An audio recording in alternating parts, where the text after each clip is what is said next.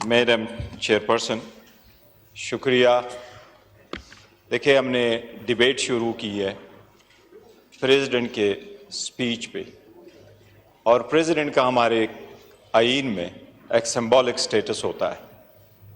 President जो भी agenda देता है और पॉइंट आउट करता है वो हुकूमत की तरफ से होता है। वो हुकूमत का एजेंडा पार्लियामान के सामने रखता है। पहली बात तो यह है कि पीटीआई दौर की जो सदर की स्पीच है उनको उठा ले, उसमें 70 पॉइंट हुआ करते थे। इस मरतबा आप अपने सदर साहब की खिताब देख लें, जो इनका एजेंडा उन्होंने पुटअप किया है उसमें फ़कत 29 पॉइंट्स है। इस पर रिप्लाई करना, डिबेट शुरू करना, यह आईनी तकाजा है और रूल के मुताबिक अपोजिशन शुरू करता है। कल जिस तरीके से हुआ, मैं इसको इग्नोर नहीं कर सकता और ये हाउस भी इसको इग्नोर नहीं कर सकता। बात कहां से चली और कहां रुकी? वो लोग जो फॉर्म 47 पे चल के आते हैं, जो करप्ट सिस्टम की बेनिफिशरी है, वो इसी तरह बिहेव करते हैं जिस तरीके से कल ख्वाजा आसिफ ने बिहेव किया है, जब इसकी कंडेम करते हैं।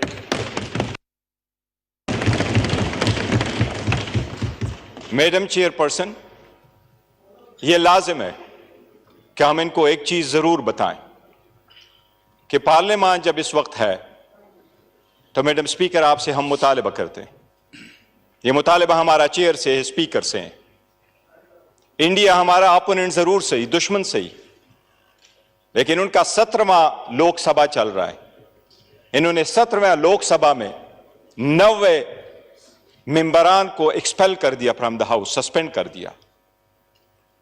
आप कभी कंप्रोमाइज नहीं कर सकते इस हाउस के तकद्दुस पे और जो इनके मेंबरान है उसके तकद्दुस पे।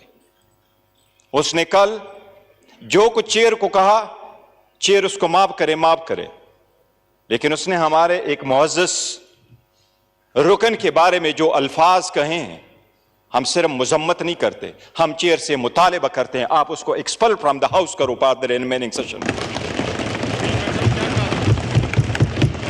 वो अल्फाज दोहराई वाले नहीं है, रिकॉर्ड का हिस्सा है, रिकॉर्ड का हिस्सा है, मौजूद है।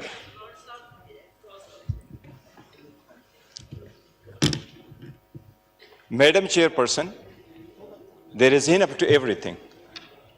उसको फकत इतना कहा गया कि ये अल्लाह के 99 नाम है, इसके नीचे आप खड़े हैं, ये अल्लाह के 99 नाम के नीचे फकत इतना कहो कि आप जीत चुके, हम आपको मानते। आप खुद हारे, चीच हारे, खुद हारे, आप हारे, आप हारे, आप हारे। आप अपनी स्पीच में बात कीजिएगा। वफादार ना बनो, बंद नहीं, प्लीज आप प्लीज बैठ जाए, पीछे जो है आप बैठ जाए, आप भी बैठ जाए प्लीज, आप भी बैठ जाए, आप भी बैठ जाए। बैरिस्टर साहब, देखिए हाउस का एक तरीका होता है, ऑटोमेटिकली जो अल्फाज जो गैर पार्लिमानी होते हैं उन्हें एक्सपंज कर दिया जाता है और वो एक्सपंज बिल्कुल हो जाते हैं। और मैं आपको ये बताना चाह रही हूँ कि प्लीज आप भी नहीं बोले, आप भी नहीं बोले, एक दूसरे को बर्दाश्त करें। मैडम जस्ट अ सेकंड, हमने आपसे रिक्वेस्ट नहीं की कि उनके अल्फाज को स्पंज कर दे, वो स्पंज ही होंगे और आपने करने ही करने, लेकिन स्पंज के अल्फाज से वो जायल नहीं हो जाते उसका असर।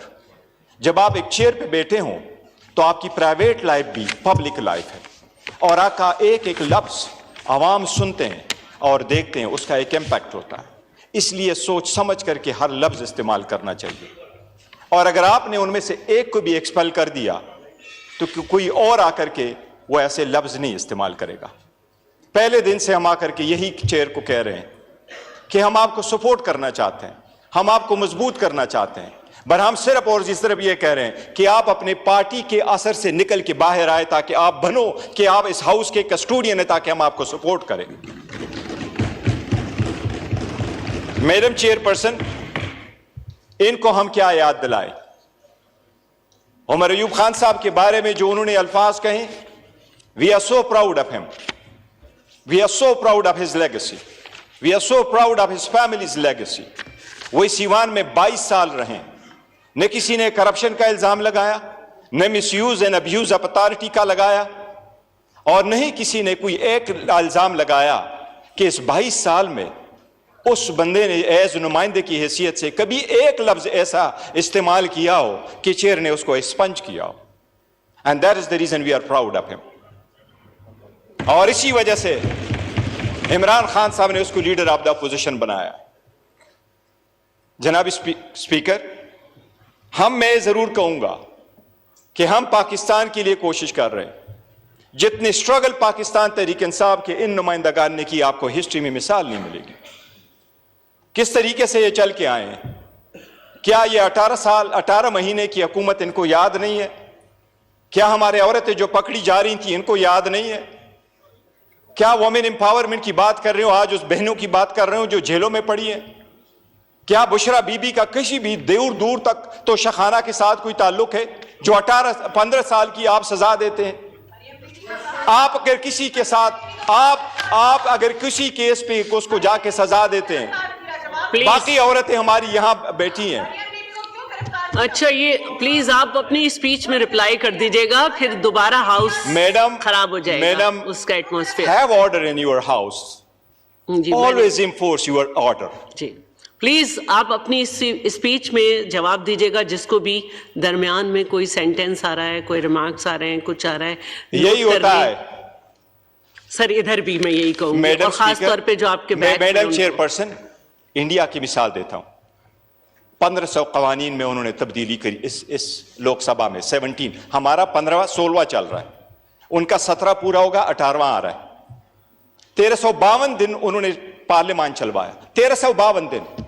और ये हिस्ट्री में फर्स्ट टाइम है कि इंडिया में आज भी डिप्टी स्पीकर नहीं, उन्होंने डिप्टी स्पीकर का ओहदा ही नहीं रखा। 1352 दिन उन्होंने काम किया, 222 कवानीन पास करवाए, 222 कवानीन पास करवाए। और फिर क्या किया? करोड़ों रुपए अपने साथ बचाए। क्योंकि इतना तो आपको असर होगा, दुश्मन भी सही, लेकिन वो डेमोक्रेसी से होकर के थ्रू चल के आके करते हैं। अगर आप अवाम की नुमाइंदा हो तो फिर अब आप अवाम का सोचते हैं। हमारे पास यही सोच है, हम उनको रिमाइंडर नहीं करना चाहते हैं। But Khwaja got to realize, take it easy. आपकी दास्तान कोई ऐसी नहीं है। डॉन लीक्स वाले आप थे, सुप्रीम कोर्ट पे हमला करने वाले आप थे, पनामा में नाम आने वाले आप थे, पनामा में नाम आने वाले आप थे, पनामा में नाम आने वाले आप थे, डॉन लीक्स वाले आप थे। आप लोग प्लीज खामोश हो जाएं, फिर मैं उन्हें खामोश नहीं कर सकूंगी। स्पीच कर रहे हैं गौहर साहब, उन्हें करने दें। मैडम चेयरपर्सन, डॉन लीक्स वाले ये थे, पनामा वाला ये थे, आपके लीडर के खिलाफ जिसको अभी सदर बनाया मेमो गेट वाले ये थे, खुद वकीलों वाला यूनिफॉर्म पहन करके केस अर्गू करने वाला नवाज शरीफ था। और ये लोग तो अकलियत ही है, ये उसको कौन मानेगा? इनकी हुकूमत है, आज भी इनके पास अक्सरियत नहीं है, नवाज शरीफ के पास है। आप उस चेयर पे अपनी पार्टी रिप्रेजेंट करती हैं, ये वाले लोग हमारे साथ भी बैठ सकते हैं। ये ऐसा हाइब्रिड सिस्टम बनाया, ना हुकूमत ना अपोजिशन, लेकिन फिर भी एक हकीकत है, शहबाज शरीफ आज भी विदाउट मेजॉरिटी है हिस्ट्री में ऐसी हुकूमत बन रही है और बन चुकी है जिसको आवाम कभी नहीं मानती कि ये हुकूमत है, ये फेक है, जाली है। और यही रीजन है नवाज शरीफ ने उससे इस्तीफा भी ले लिया सदारत का। और यही रीजन है कि नवाज शरीफ, यही रीजन है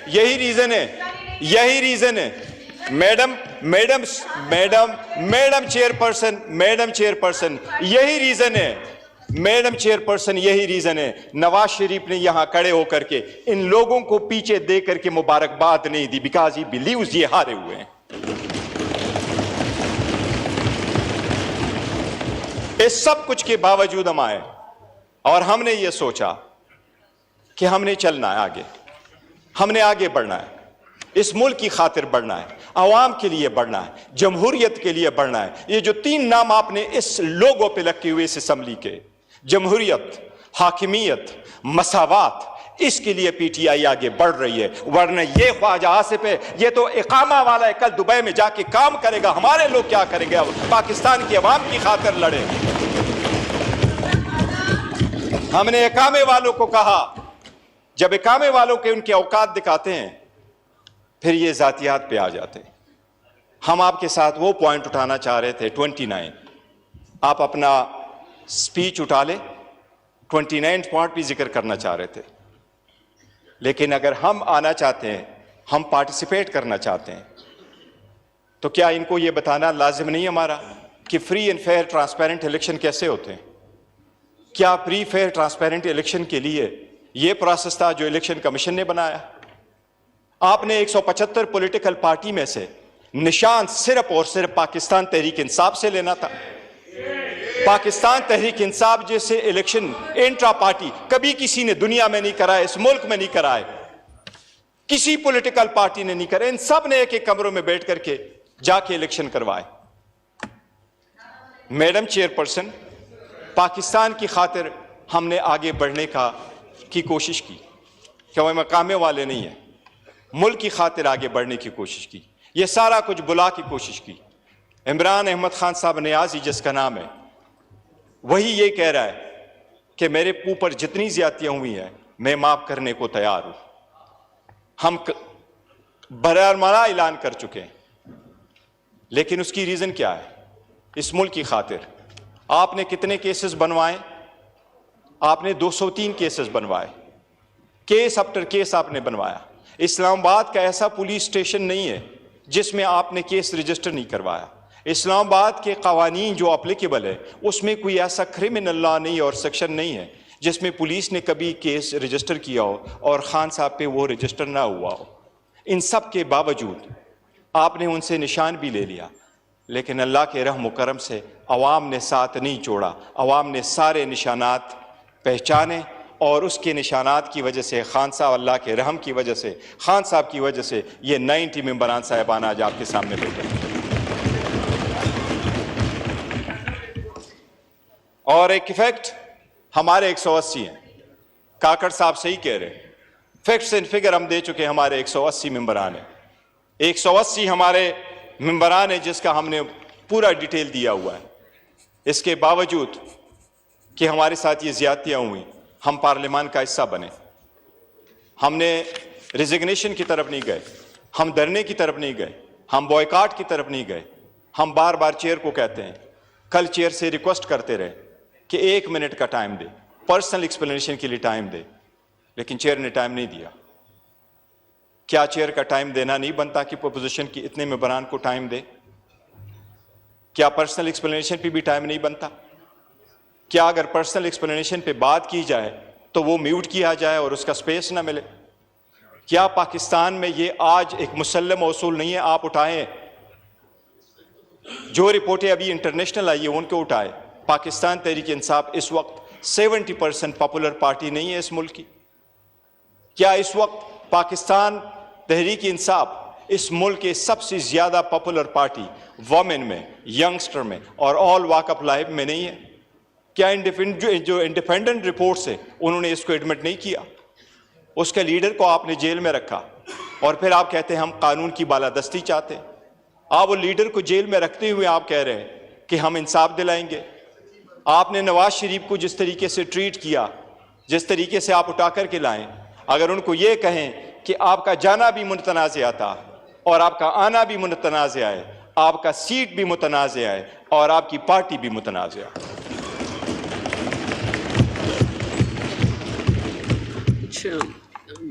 तो वाइंड अप कर लें, 15 मिनट्स पूरे हुए हैं। कितने मिनट्स हो गए? 15 मिनट्स। आप 156 पे स्टार्ट लिया था। मैं कुछ मजीद गुफ्तगू करना चाह रहा था, अगर आप ज्यादा टाइम देती है तो फिर करता हूं। मैं चाह रही थी कि थोड़ा ख्याल कर लें फिर आप कर लें, क्योंकि जो बातें हो रही हैं वो तो रोज ही होंगी ना स्पीच पे।